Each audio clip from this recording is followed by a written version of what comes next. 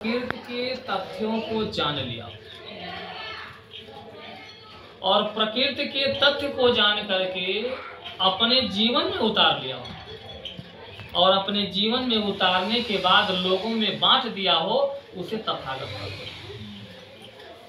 मैं इन तथागत अरहत का मतलब होता है काम, क्रोध, मद, लोभ से जो परे हो जाए उसे अरहत कहते हैं।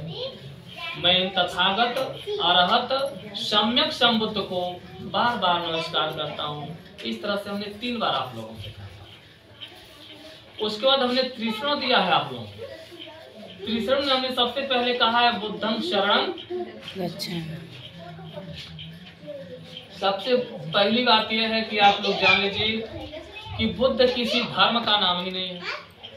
बहुत सारे लोगों को आप लोग कहते हुए सुनते होंगे कि देखा हाँ में हमन के नहीं, लोग कह रहा खूब स्टाइल से कहे हाँ में हमन के नाए हैं, हमें हमन के नाए, लेकिन उनकी अज्ञानता जो इस तरह से कहते हैं उनकी अज्ञानता है, उन्हें पता नहीं है और जो पता है वही करते हैं। बुद्ध किसी धर्म का नाम ही नहीं है। पहली बात जान लीजिए, बुद्ध एक सभ्यता और संस्कृति का नाम है। ये मैं नहीं कह रहा हूँ, पूरा विश्व गवाह है। बुद्ध एक सभ्यता और संस्कृति का। बुद्धं शरणं गच्छामि, बुद्ध अर्थात बुद्धि और विवेक।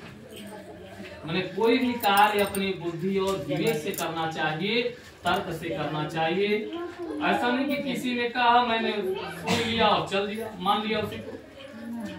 भगवान बुद्ध ने कहा मानना नहीं है, जानना है। अत दीपो भव, अपना दीपक स्वयं बनिए, अपना दीपक स्वयं बनिए। और कोई कुछ कहता है तो उस पर विचार करना है कि कहाँ तक सच्चाई है और कहाँ तक गलत है। जो सही है उस चीज को करिए, वरना उसके चलने की कोई जरूरत। बुद्धं शरणं गच्छामि, मैं बुद्ध अर्थात बुद्धि और विवेक की शरण में जाता हूँ। कोई भी कार्य अपने बुद्धि और विवेक से करना चाहिए। कौन ऐसा व्यक्ति है जो अपने बुद्धि और विवेक का प्रयोग नहीं करता है? चाहे वो किसी धर्म का हो, किसी संप्रदाय का हो, किसी जाति का हो। इसमें जाति, धर्म, संप्रदाय का कोई भेद ही नहीं। जो अपने विवेक का प्रयोग करता है वही बुद्ध है। बुद्धं शरणं गच्छामि, मैं बुद्ध अर्थात बुद्धि और विवेक की शरण। दूसरा हमने कहा धम्मं शरणं गच्छामि। देखिए धम्म और धर्म में अंतर। धर्म उसे कहते हैं जो एक दूसरे के ऊपर थोपा जाता है। कैसे थोपा जाता है कि मेरी माता जी ये कार्य करती आई, मैं भी कर रहा हूँ। मेरे पिताजी ये कार्य करते आए, मैं भी कर रहा हूँ। मेरे बगल वाले कार्य कर रहे हैं, मैं भी कर रहा हूँ। यानी एक दूसरे का देखी देखा थोपा ओके धर्म कहा जाता है।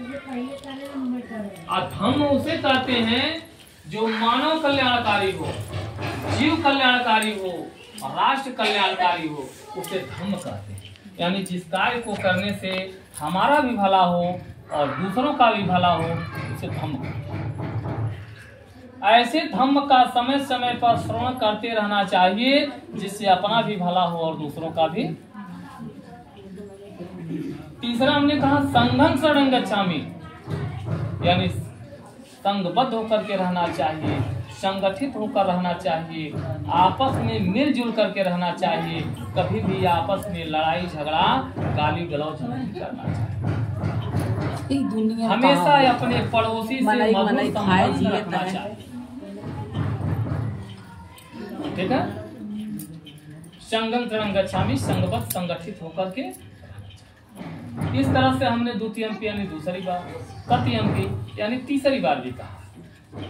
उसके बाद हमने पंचशील दिया है आप लोगों को। पंचशील में सबसे पहले हमने कहा है पाणातिपाता वेरमणि सिक्खापदं समादियामि। अकारण किसी भी जीव प्राणी की हिंसा नहीं करनी चाहिए, सिद्धार्थ भगवान को। दूसरा उन्होंने कहा अदिन्नादाना वेरमणि सिक्खापदं समादियामि।